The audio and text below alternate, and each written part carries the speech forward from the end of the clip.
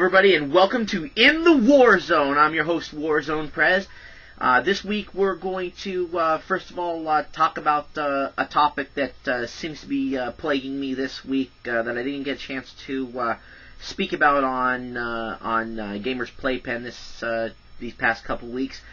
How gaming companies have been, from the beginning, so hard up on turning their video game systems into computers. So we're going to delve quickly on that. And then afterwards, I'm going to take you into my next segment of the controller series. We're actually going to look at the controller that revolutionized modern gaming, the NES controller, and maybe get to play a little bit of Super Mario Brothers along the way to show you how that revolutionized the industry and brought us out of the crash of '83. But with no further ado, let's get to our feature presentation. Like I said, this has been bothering me for several days now. Well, by the time this airs, it'll probably have been a week or two of me just going crazy over the big question: why the fuck do all of these video game companies want to turn their video game system into a computer entertainment system or a fully functional home computer? It started off with video games actually started on the predecessors of the PC. These huge machines that took up full gymnasiums with cathode ray tubes and all this other happy horseshit just to play a simple game of Pong or Space War, watching dots go back and forth, plotting coordinates. For PC gamers out there, this is your cup of tea, but for people that have evolved with the modern consoles, we sit here and think to ourselves, why do we try to get back to PC when we're focused on gaming? When you create a gaming system, it is a video game system. You buy this box for a video game. You don't buy this box because it's a fucking computer. If you want a computer, you'll go out to the store and spend $500 on a computer. You're not going to go out and buy a PS3 or an Xbox 360 at the same price, only to discover, oh, I could use this as a computer. We didn't go to buy a computer. We want to play fucking Halo. We want to play Zelda. We want to play Final Fantasy. That's the fucking point. Alright, and Nintendo's probably the closest to realizing this. So I'm going to try to run through this rather quickly. When Atari first came out, they had a lot of learning software for the system. It's not really a lot of peripherals. They kind of stuck to their gaming roots. As I talked about last week with Intellivision, it just boggles my mind that they created so many add-ons. It was like the fucking 32X and Sega CD and Retro. They were trying to create add-ons that didn't even fucking make sense. Well, we wanted to bring home computing to... Commodore 64 was a computer. Yeah, you could sit here and say it was a gaming machine. No, it was a fucking computer that they made into a gaming machine, not the other way around, okay? I own a Commodore 64. I own several Commodore 64s. Gotta find all the parts for. But it was not a gaming machine. It was a computer. Okay? Nobody wants fucking computer if they're strictly into playing fucking video games. With that said, we're moving along through the crash of '83. Nintendo came out with the Famicom in '83 in Japan, which eventually became the NES here. Did you know in Japan they created a modem and other peripherals so that people could use this with business applications and play the stock market and stuff?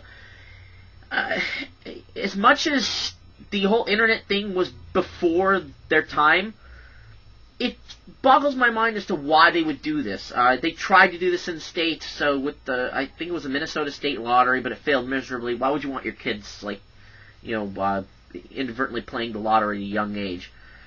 Absolutely ridiculous. Going through this series with PlayStation and Sega with their Dreamcast, they tried to bring internet browsers in and tried to turn what was a gaming system into an online gaming system, which is not bad, but then you're putting in things like I said, internet browsers and things that would be more associated with a computer or I bring the Dreamcast into this because it was a lot like web TV. And in fact, since Microsoft was working so closely with them, it frankly was web TV. I just can't understand why, and PlayStation and Microsoft have been following this model. Yeah, we don't want to call our system a video game system. Oh, God. Sorry. Just had a nervous breakdown. Oh. Let me just get back to the point I was making. Screw Microsoft. Screw PlayStation. Nintendo is the closest company I know to trying to stick to video games. I mean, I just talked about the NES, and even the Super NES had connectors on it for external devices such as this.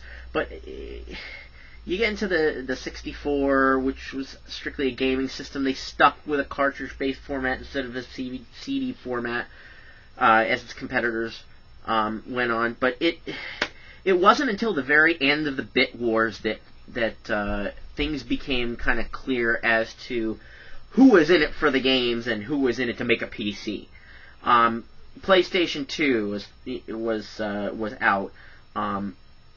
That was I don't know if you could bill it as a 128-bit system, but you were playing DVD. It was built to play DVDs and to connect to the internet, and they even did come out with a browser for it, if I'm not mistaken.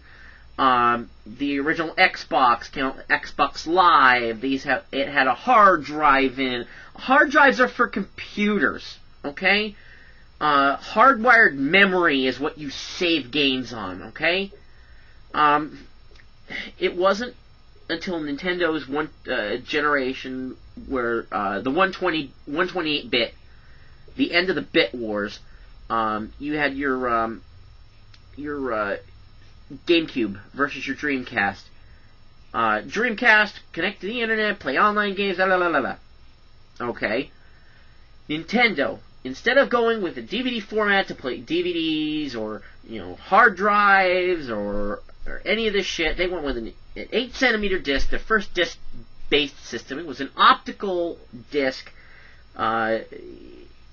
You could argue with me that it was a move as far as trying to keep from the software piracy and copyright infringement, third-party licensing, whatever you want to call it. But I call it genius because that was Nintendo telling us, yeah, our system may seem inferior, and yeah, a lot of our games are geared towards kids,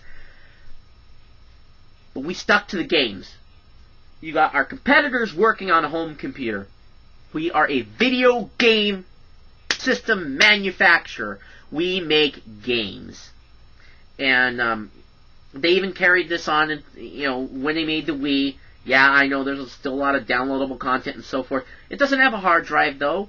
There's no first-party keyboard right now. Yeah, it does have an internet browser if you choose to go that route, but it's not billed as a computer. It is a video game system. I bought my PS3 so I can have a cheap Blu-ray player. Yeah, I play my games, but I don't own too many. Xbox, I won't even touch anything from Microsoft, so I'm not even going to go into the 360 and the Red Ring of Death. You all know what I'm talking about with the Red Ring of Death. I've worked in retail long enough. The Red Ring of Death sucks, and Microsoft sucks. I'm not even going to do it. I've done it enough on Gamers Playpen this past week. I'm not going to do it. So, game companies, if you are listening to me, stick to what your customers are looking for. Your customers want to play video games. They don't want to look up Wikipedia things, or if they want to do that, they'll go to their computer. Everybody that has a video game system more than likely has some sort of PC, because hell, they got to look up cheat codes somehow.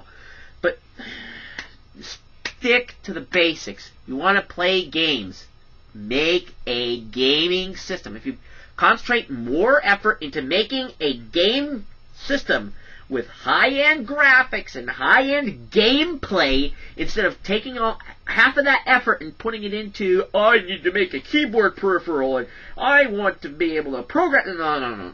Fuck that. I don't even care if there's a Blu-ray player in it, a DVD player, or, I don't care if if I could see my slideshows on the damn thing. Keep it simple, stupid. It's a video game system. Alright, I've wasted enough time on this topic. Let's get to our NES controller.